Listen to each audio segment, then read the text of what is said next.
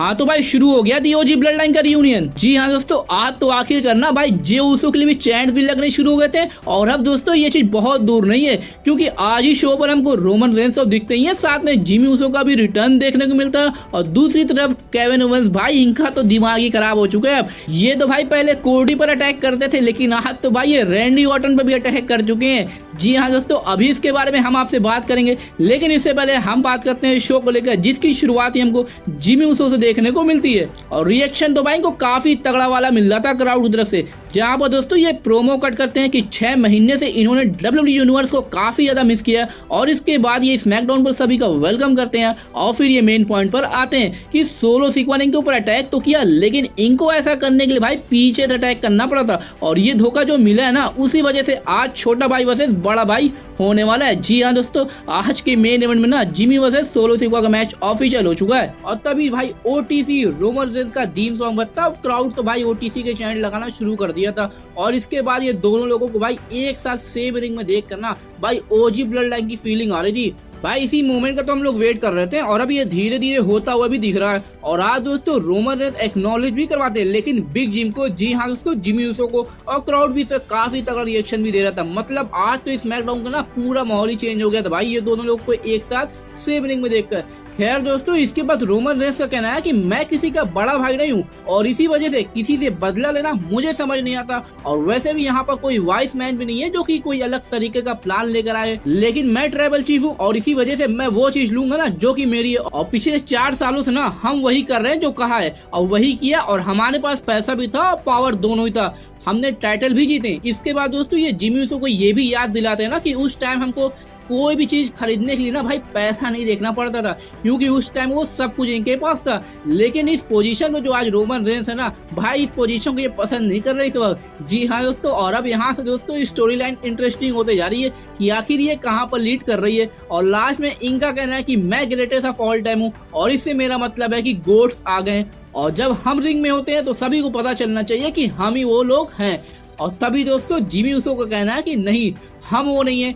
यानी भाई ये ओजी ब्लड लाइन को लेकर बात कर रहे थे, और इनका कहना है कि आपके पास ट्राइब नहीं है, मैं आपको बिना उला फाला के देख रहा हूँ। और रही बात बैड ब्लड की ना, तो आपको हेल्प की जरूरत है, क्योंकि आपको मेरी जरूरत थी, लेकिन अब हमें हेल्प की जरूरत है, और मेरे पास एक बंदा है। और तभी तो भाई क्राउड समझ गया था कि वो कौन है, और ईट के तो भाई काफी तगड़े तगड़े चैंट भी लगने शुरू हो गए थे, बल्कि रोमन रेंस भी ये समझ गए थे। लेकिन वो अपनी आइकॉनिक लाइन जिमी उसो से बोलते हैं, नो ईट। और इसके रिप्लाई में दोस्तों जिमी उसो रोमन रेंस से बस यही बोलते ना कि यही फैमिली में है, जो कि रोमन रेंस को हमेशा से एक्नॉलेज करते हुए आए हैं। और उसके बाद दोस्तों जिमी उसो वहां से चले जाते हैं, और ये सेगमेंट भी वहीं से एंड हो जाता है। तो भाई मैंने आपको बोला था ना कि दी ओजी ब्लड लाइन का रियूनियन से ज्यादा इंटरेस्टिंग ना इसका प्रोसेस होने वाला, कि आखिर किस तरीके से ये लोग एक साथ आएंगे। और अभी तो भाई इसकी शुरुआत हुई है। हाँ, अभी भले ही रोमन रेंस नो ईट बोलना है, लेकिन आने वाले टाइम में क्या होने वाला वो तो हम सबको ही पता है। लेकिन बस ये चीज देखना ही तो इंटरेस्टिंग है। तो भाई रेडी हो जाइए, और अब finally the OG blood line का रियूनियन का टाइम आ चुका है, और इसकी शुरुआत अब आज से ही हो भी चुकी है। तो भाई अब देखते हैं नेक्स्ट और क्या क्या होता है इनके बीच में।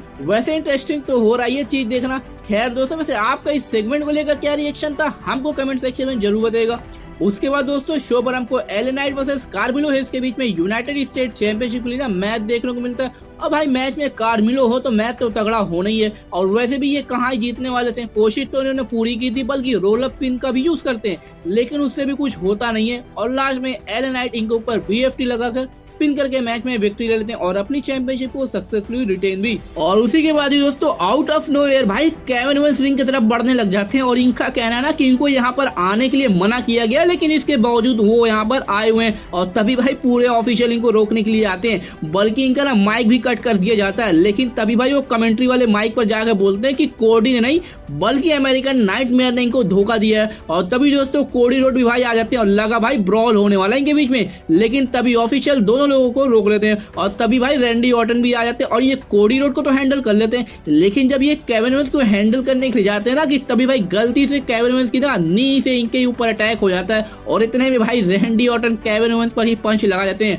और यहाँ पर भाई केविन ओवेंस तो भाई काफी ज्यादा शॉक हो जाते हैं इस पर, और फिर ये बिना कुछ बोले ही फैंस के बीच में से चले जाते हैं। तो भाई ये स्टोरी लाइन ना तो काफी इंटरेस्टिंग लग रही है देखना, खास तौर से रैंडी ऑर्टन और केविन ओवेंस के बीच में, क्योंकि मामला तो कोडी का था, लेकिन अब बीच में रैंडी ऑर्टन ऑर्टन भी आ चुके हैं। और अब दोस्तों ये चीज कैसे चलती ये देखना काफी इंटरेस्टिंग होने वाला है। और अभी दोस्तों इसके बारे में हम आगे बात करेंगे, क्योंकि उसी के बाद इस शो पर हमको बियांका ब्लेयर और Jade Cargill versus jaikara Jackson और लैश लेजेंड के बीच में ना वुमेन्स टैग टीम चैंपियनशिप के लिए मैच देखने को मिलता है। और भाई पता नहीं इस मैच को करवाने का क्या मतलब था, मुझे तो नहीं समझ में आया। और मैच में वही होता जो होना था, लास्ट में बियांका ब्लेयर और जेड कारगिल मिलकर ना जैक्सन पर अपना डबल फिनिशर लगाकर पिन करके मैच में विक्ट्री ले लेती हैं और अपनी चैंपियनशिप को सक्सेसफुली रिटेन भी। इसके बाद दोस्तों शो पर हमको नाया जैक्स और नियोमी का सेगमेंट देखने को मिलता है और उसमें नियोमी ना इनको मैच के लिए चैलेंज भी करती हैं और इनका ये भी कहना है कि मैच इनको हरा भी देंगी। और भाई इस पर किसी को यकीन नहीं था। और तभी दोस्तों रखेल के साथ साथ लिव मॉर्गन और डोमिनिक भी आते हैं स्मैकडाउन पर, क्योंकि लिव मॉर्गन का मैच है नाया जैक्स से क्राउन जूल में, तो भाई आना जाना तो अब लगा ही रहेगा।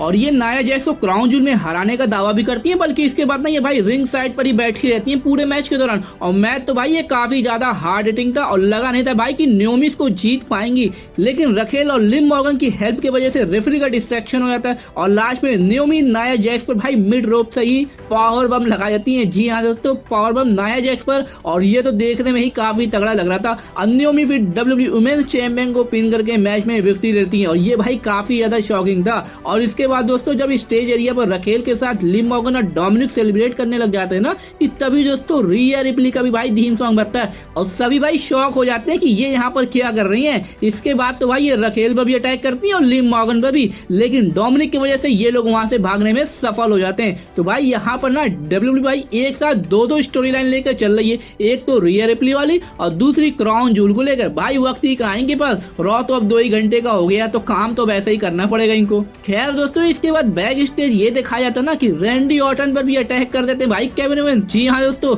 ये तो भाई अब किसी को नहीं छोड़ना है। और तभी दोस्तों ऑफिशियल को आकर इनको अलग करना पड़ता है। भाई ये वाला हील टर्न तो इनका काफी डिफरेंट लग रहा है और एकदम रियलिस्टिक भी, मतलब किसी को पता ही नहीं कि कब क्या हो जाए और केविन ओवेंस अपना काम कर दे रहे हैं। तो भाई अब देखते हैं आगे की स्टोरी लाइन की कैसे चलती, क्योंकि केविन ओवेंस के निशाने पर ना अब सिर्फ कोडी नहीं है बल्कि रैंडी ऑर्टन भी आ चुके हैं। तो भाई अब ये चीज देखना तो काफी इंटरेस्टिंग होने वाली है और इसके लिए तो भाई मैं काफी ज्यादा एक्साइटेड भी हूँ। वैसे आपका इस पर क्या ओपिनियन था हमको जरूर बताइएगा। और अब दोस्तों हम बात करते हैं मेन इवेंट के बारे में, जहां पर हमको Jimmy Uso versus solo Sikoa के बीच में सिंगल मैच देखने को मिलता है और रिंग साइड पर जैकब फाटू और टोंगा ब्रदर्स भी मौजूद थे। और मैच तो भाई ये शानदार था, बल्कि थोड़ा सा लंबा इसको खींचा भी गया था। और यहाँ पर दोस्तों ऐसा लगा था ना कि नो डिस्क्वालिफिकेशन में एंड हो जाएगा, क्योंकि ब्लड लाइन का इंटरफेरेंस भाई मैच में कंटिन्यू रहता है, लेकिन ऐसा नहीं होता और इसका रिजल्ट भाई क्लीन तरीके से निकलता है। और लास्ट में जैकब फाटू जिमी पर अटैक करते हैं और इसका फायदा सोलो को मिलता है और ये इनके ऊपर समोन स्पाइक लगाकर पिन करके मैच में विक्ट्री लेते हैं। मैच के बाद भी दोस्तों जिमी पर ना अटैक कंटिन्यू रहता है, लेकिन तभी इनको सेव करने के लिए रोमन रेंस की एंट्री होती है और क्राउड का रिएक्शन तो तगड़ा होना ही है,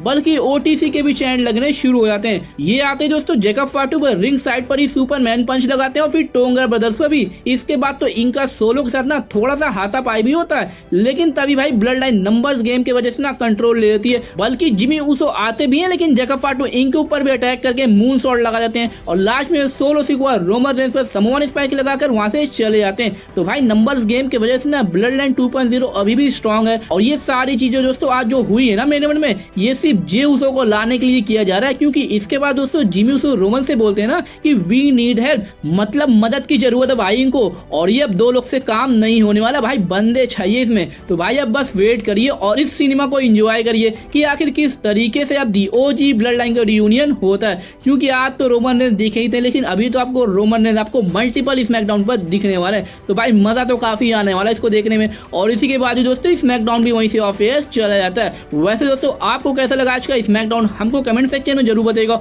और अगर ये वीडियो अच्छी लगी तो इसको लाइक और ज्यादा शेयर जरूर करिएगा ऐसी डब्ल्यूडब्ल्यूई की इंटरेस्टिंग वीडियोस के लिए।